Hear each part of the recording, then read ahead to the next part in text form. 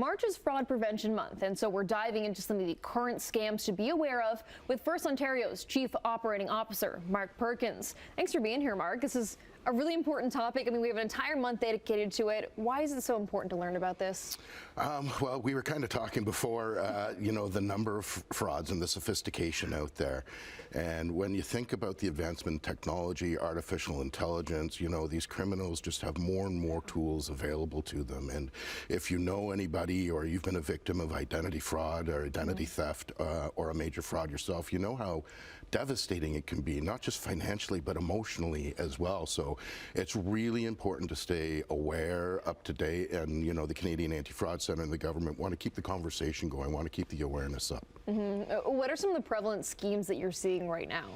Yeah, so last year, and I feel like we're talking about this every couple of months, but it is really important. Yeah. So last year we talked about the grandparent scams, so targeting older Canadians, a younger individual is in desperate need of help, and of course there's a financial component to it.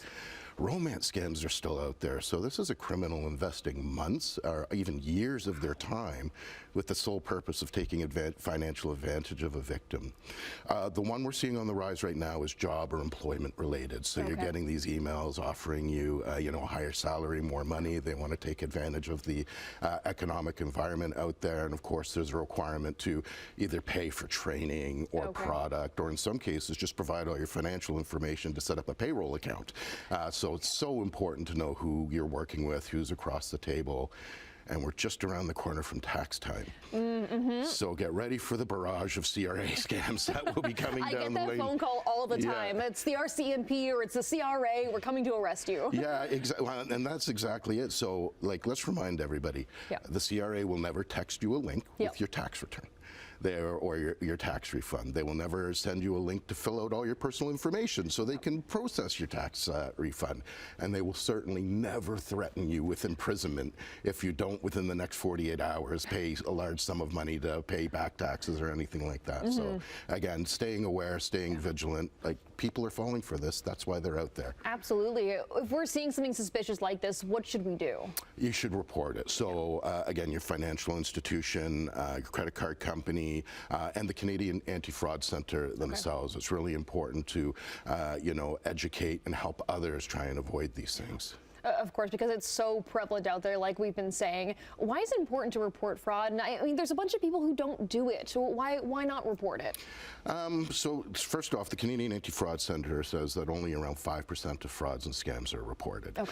So it's important because it gives more data points. So you have the RCMP who's trying to actually stop these perpetrators, and the more data points you give them, the more helpful it is. People don't report for a number of reasons. One, if you've been caught in a big scam, you may not want to admit it. There's a huge emotional tie to it, as I said, and the other is complacency, and we're all guilty of it, right?